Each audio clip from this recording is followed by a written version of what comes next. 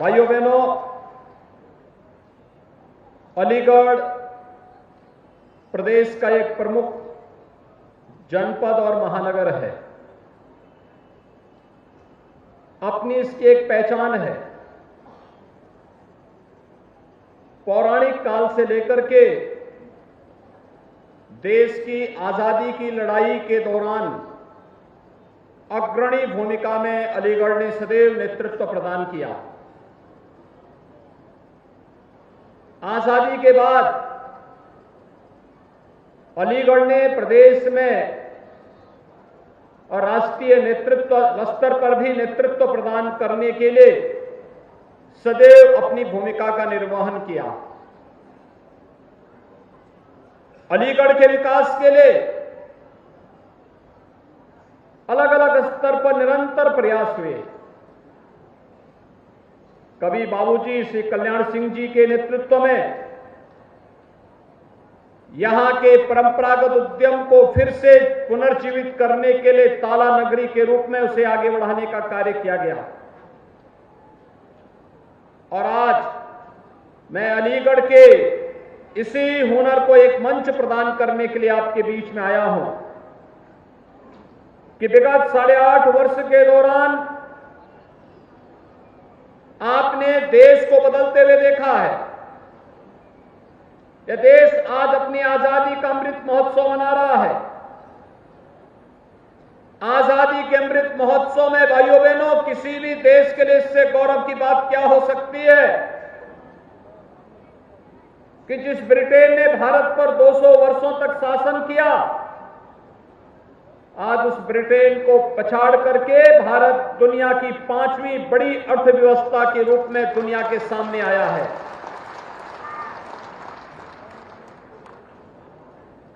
दुनिया के वे 20 बड़े देश जिनका दुनिया के 80% संसाधनों पर अधिकार है, G20 के नाम पर वे जाने जाते हैं। और G20 के उन देशों का अगले 1 वर्ष तक अध्यक्षता प्रधानमंत्री मोदी जी के नेतृत्व में भारत करेगा। ये भारत की आजादी के अमृत महोत्सव में वैश्विक स्तर पर भारत की बढ़ती हुई प्रतिष्ठा का प्रमाण है। और विगत 8.5 वर्ष के दौरान बदलते हुए भारत को जीवन के प्रत्येक क्षेत्र में कार्य करने वाले नागरिकों के जीवन में हो रहे परिवर्तन को हम सबने नजदीक से अनुभव किया है। सबका साथ सबका विकास केवल एक नारा नहीं, बल्कि भारत की एक हकीकत बनी है। हर व्यक्ति के जीवन में परिवर्तन का कारक बना है। एक एक योजना व्यक्ति के स्वावलंबन से लेकर के उसके सम्मान का प्रतीक बनी है। और आज इन्हीं सब बातों को लेकर के कि जो लोग जातिवाद के नाम पर, क्षेत्र, मत और मजहब के आधार पर सामाजिक ताने बाने को छिन्न भिन्न करते थे,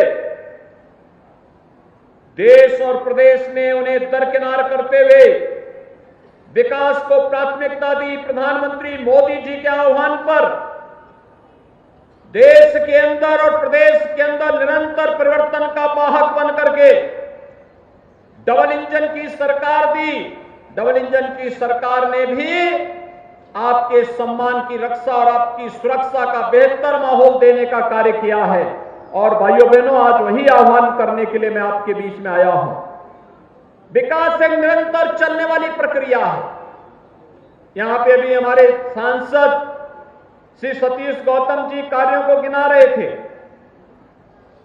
उन्होंने अपने कार्यों की एक लंबी फेहरिस्त आपके सामने दी कि अलीगढ़ में राजा महेंद्र प्रताप सिंह जैसे महान स्वतंत्रता संग्राम सेनानी के नाम पर एक विश्वविद्यालय की स्थापना हो रही है।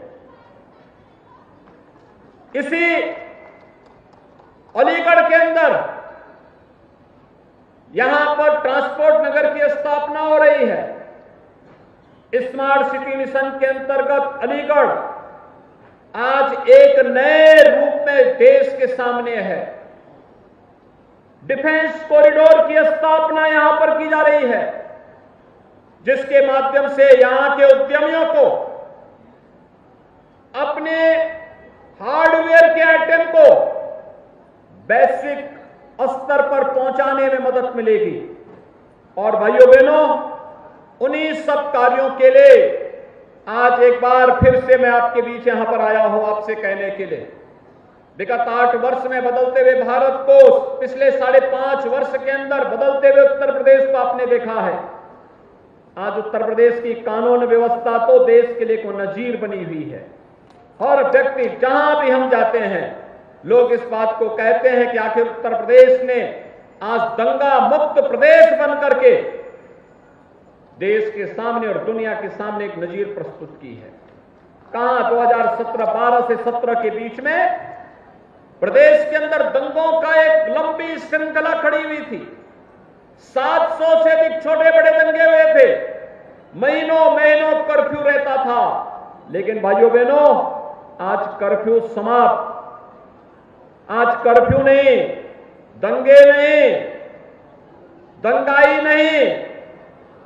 जिन दंगों को शासन का सरपरस्ती प्राप्त होती थी, वे दंगाई आज दंगा करना भूल गए। आज उनमें से बहुत सारे लोगों ने तो अपनी आजीविका के लिए अब ठेला लगाना प्रारंभ कर दिया और आसानी से अपनी आजीविका को आगे बढ़ा रहे हैं। अब अपराध से तौबा कर लिया, आगजनी से तौबा कर लिया। ये नया प्रदेश है जो मेहनत से हर व्यक्ति को सम्मान के साथ जीने का अधिकार तो देता है, लेकिन जबरन किसी गरीब, किसी निरीह, किसी व्यापारी और किसी राह चलते हुए राहगीर को या किसी बहन बेटी को के साथ अगर किसी ने दुस्साहस करने का प्रयास किया तो आज उसका जीना हराम जरूर कर देते हैं। और यही तो नया उत्तर प्रदेश है। आज नए उत्तर प्रदेश में आस्था का सम्मान भी है। इंफ्रास्ट्रक्चर डेवलपमेंट के बड़े बड़े कार्य हो रहे हैं। देश का सबसे बड़ा एयरपोर्ट यहीं पे जेवर में बन रहा है और देश का सबसे बड़ा एक्सप्रेसवे, गंगा एक्सप्रेसवे भी यहीं से होकर के जा रहा है।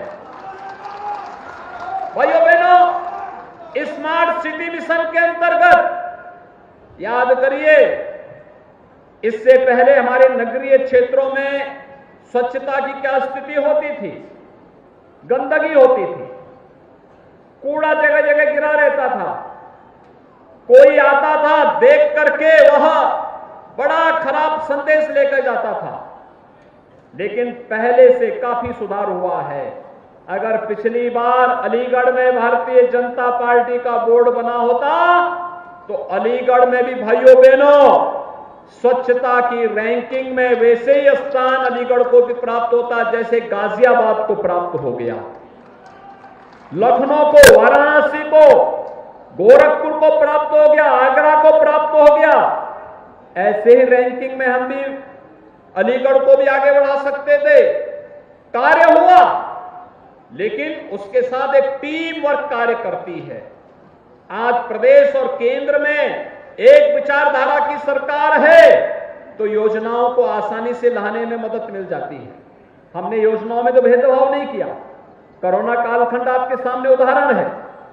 कोई भी बीमार रहा होगा, फ्री टेस्ट सबका है। उसकी जाति, उसका मत, उसका मजहब, उसका क्षेत्र, उसका भाषा नहीं देखी गई। कोई व्यक्ति रहा हो, उस व्यक्ति को फ्री में उपचार की सुविधा दी गई, उसको फ्री में वैक्सीन दिया गया, फ्री में राशन की सुविधा दी गई और हर पात्र व्यक्ति को आवास की सुविधा भी उपलब्ध करवाने का कार्य किया। प्रधानमंत्री आवास योजना हो या मुख्यमंत्री आवास योजना, उज्ज्वला योजना के रसोई गैस के कनेक्शन हो या फिर घर में सौभाग्य योजना के अंतर्गत दी जाने वाले विद्युत के फ्री में कनेक्शन की सुविधा, आयुष्मान भारत का कार्ड हो या स्ट्रीट वेंडर को ब्याज फ्री लोन की सुविधा, पीएम स्वनिधि योजना के अंतर्गत, स्वामित्व योजना के अंतर्गत जहां पे घर है उस गांव में उस जमीन का मालिकाना अधिकार भी देने का कार्य कोई कर रहा है जो डबल इंजन की सरकार कर रही है। और इसलिए भाइयों बहनों, मैं आज आप सभी प्रबुद्ध जनों से यही अपील करने के लिए आया हूं। आपने परिवर्तन की बाहर डबल इंजन की सरकार को देखा है, और जब स्थानीय निकाय की संस्थाओं में भी डबल इंजन की सरकार से जुड़ी हुई ही स्थानीय सरकार आएगी भाइयों बहनों, तो ये परिवर्तन जनता की बुनियादी सुविधाओं को प्राप्त करने के लिए जाती है। खासतौर पर सड़क है, बिजली है, स्वच्छता का है, स्ट्रीट लाइट का है। आज आप देख रहे होंगे 2017 के पहले जितनी भी स्ट्रीट लाइट होती थी बेतरतीब हेलोजन लगे रहते थे, कभी चल रहा है कभी नहीं चल रहा है। आज आप जाइए किसी भी महानगर के अंदर, उत्तर प्रदेश के अंदर, पिछली सरकारों ने तो बिजली देनी बंद कर दी थी, इसलिए उनके लिए स्ट्रीट लाइट का कोई महत्व ही नहीं था, क्योंकि जब बिजली नहीं आएगी तो लाइट जलेगी कैसे। वे बिजली नहीं देते थे, लाइट जलती नहीं थी, इसलिए उनको पता ही नहीं था कि ये सब एक जैसी लाइट लग जाएगी तो इसका प्रभाव होगा। लेकिन भाइयों बहनों, आज आपने देखा होगा एलईडी स्ट्रीट लाइट एक जैसी कलर की, दुधिया कलर की आपको पूरे महानगर के अंदर, पूरे प्रदेश के अंदर आपको देखने को मिल जाएगा। और अब केवल बड़े बड़े महानगर ही नहीं, छोटे छोटे नगरों में भी और गांवों में भी एलईडी स्ट्रीट लाइट दिखाई दे रही है। इसकी सबसे बड़ी बात क्या है, इसमें न केंद्र को पैसा देना पड़ा, न राज्य को पैसा देना पड़ा, न स्थानीय निकाय की संस्था को पैसा देना पड़ा। ये बिजली की जो बचत हुई हेलोजन से, उस पैसे से, बचत पैसे से ये लाइट लगी हुई है। यानी आम के आम और गुठली के भी दाम। यही है, हम पैसे बचत भी करते हैं, जनता को बेहतर सुविधा भी देते हैं। और यही तो कार्य है जो स्मार्ट सिटी मिशन के अंतर्गत हम नगरीय क्षेत्रों में एलईडी स्ट्रीट लाइट के माध्यम से जो कार्य हुआ। पटरी व्यवसायियों को कोई पूछता ही नहीं था। पहली बार पीएम स्वनिधि बनी, प्रधानमंत्री मोदी जी ने देश के अंदर 1 करोड़ से अधिक पटरी व्यवसायियों के हितों के लिए पीएम स्वनिधि योजना के अंतर्गत ब्याज फ्री लोन की सुविधा दी और डिजिटल पेमेंट के साथ उन्हें जोड़ करके उनके जीवन को बेहतर बनाने का कार्य किया। कोई सोचता था गरीबों के लिए आवास मिलेगा? अब तक हम उत्तर प्रदेश में ग्रामीण और शहरी क्षेत्र में 45 लाख गरीबों को आवास उपलब्ध करा चुके हैं। 2 करोड़ 70 लाख गरीबों को शौचालय उपलब्ध करवा चुके हैं। और भाइयों बहनों, अभी आपने कल परसों पढ़ा होगा 8,62,000 से अधिक आवास फिर से आ गए हैं, जिसे हम गरीबों को वितरण करने जा रहे हैं। यानी हर गरीब को सिर ढकने के लिए छत उपलब्ध कराने का पुख्ता व्यवस्था ये भी किया गया है। 2 करोड़ युवाओं के लिए स्मार्टफोन और टैबलेट उपलब्ध करवाए जा रहे हैं। ये नौजवानों को उत्तर प्रदेश के केवल सिटी ही स्मार्ट नहीं होगी, हमारा युवा भी स्मार्ट होगा। और उस युवा स्मार्ट नौजवान के लिए टैबलेट और स्मार्टफोन की व्यवस्था के साथ साथ उसके कैरियर काउंसलिंग के लिए भी व्यवस्थाएं की जा रही हैं।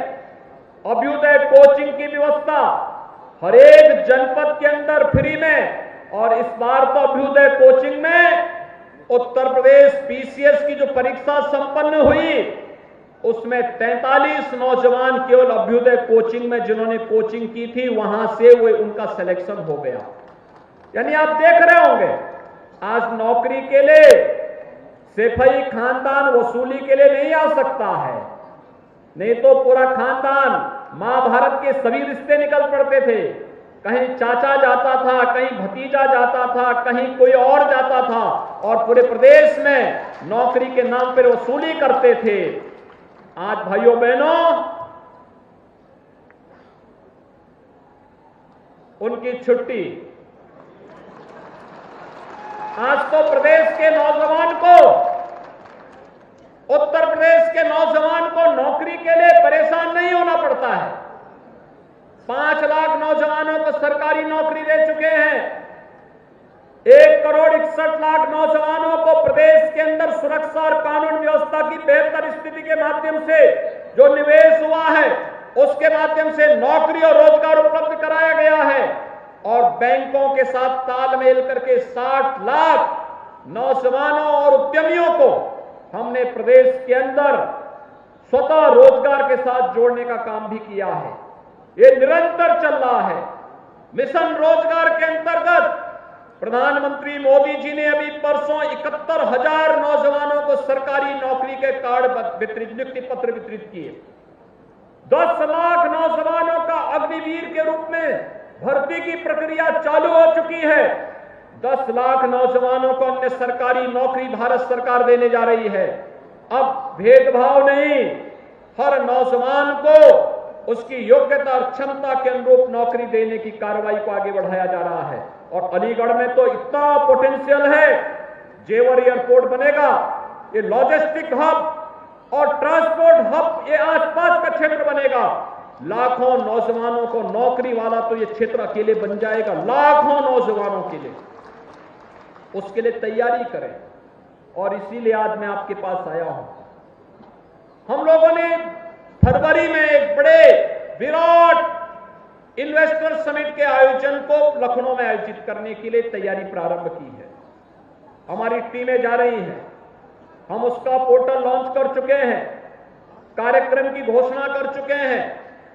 हमारे लिए कोई व्यक्ति निवेश करता, वह स्कूल में हो, हॉस्पिटल में हो, कन्वेंशन सेंटर में हो, उद्योग लगाने को लेकर के हो, कहीं भी वह निवेश करता है, किसी भी कार्य में करता है, हमारे लिए वह स्वागत योग्य है। हम उसको भी सुरक्षा देंगे, उसकी पूंजी की सुरक्षा भी देंगे और भ्रष्टाचार मुक्त व्यवस्था के माध्यम से जिस प्रकार से अपराध और अपराधियों के प्रति जीरो टॉलरेंस है, वैसे ही प्रदेश में भाइयों बहनों आज के दिन पर भ्रष्टाचार और भ्रष्टाचारियों के प्रति जीरो टॉलरेंस की नीति के तहत सरकार कार्य कर रही है और उसी के लिए मैं आह्वान करने के लिए आया हूं। एक, सभी उद्यमी, सभी व्यापारी, सभी चिकित्सक, जीवन के किसी भी क्षेत्र में कार्य करने वाला कोई व्यक्ति, वह निवेश के उस अनुकूल वातावरण को अपने जनपद में बनाने की तैयारी करें। अलीगढ़ में हार्डवेयर के लिए विख्यात है। इतना अच्छा हार्डवेयर का कार्य यहां पर है, केवल ताला ही नहीं बल्कि अब तो डिफेंस कॉरिडोर का एक नोड यहां बन रहा है, यहां के स्किल को देखते हुए कि यहां पर हम बड़े से बड़े सेना से जुड़े हुए किसी भी प्रकार के आयुध के लिए भी उस प्रकार के आइटम अकेले अलीगढ़ बनाने की क्षमता रखता है और उसके लिए उस प्रकार के ट्रेनिंग सेंटर को बनाने के लिए, स्किल डेवलपमेंट के सेंटर को विकसित करने के लिए या उस प्रकार के उद्यम को यहां पे लगाने के लिए आज आप सबको अपनी तैयारी करनी पड़ेगी। हम लोगों ने यहां पे जो राजा महेंद्र प्रताप सिंह विश्वविद्यालय बना रहे हैं, उसका सत्र यद्यपि प्रारंभ हो गया, लेकिन विश्वविद्यालय जब अपने भवन में जाएगा इस वर्ष के अंत में, तो भाइयों बहनों मैं आपका आह्वान करूंगा कि विश्वविद्यालय में हम डिफेंस स्टडीज का भी एक अलग से कोर्स पाठ्यक्रम वहां पे प्रारंभ करने जा रहे हैं और इसीलिए मैं आपसे आह्वान करूंगा कि हम लोग अभी से अपने आप को तैयार करें। और इसके लिए आवश्यक होगा, आपने केंद्र और राज्य सरकार को देखा है, स्थानीय निकाय संस्थाओं में भी जनता की बुनियादी सुविधाओं के लिए, अगर हम व्यवसाय के लिए सुगमता के लिए अच्छी कानून व्यवस्था दे रहे हैं, हमने वहां पर निवेश मित्र पोर्टल दे दिया है, इंसेंटिव के लिए भी हमने एक पोर्टल बना दिया है, तो भाइयों बहनों हर व्यक्ति के जीवन में बुनियादी सुविधाओं से उसे आच्छादित करने के लिए, ईज ऑफ लिविंग के लक्ष्य को प्राप्त करने के लिए भी हम लोगों को प्रयास करना चाहिए। और इसके लिए राज्य और केंद्र की सरकार के साथ जब स्थानीय निकाय की संस्थाओं में उसी विचारधारा की स्थानीय बोर्ड गठित होगा, तो भाइयों बहनों इसे प्राप्त करने में और प्रदान करने में भी और आसानी हो सकती है। और इसी के लिए आह्वान करने के लिए आज मैं अलीगढ़ में आया हूं।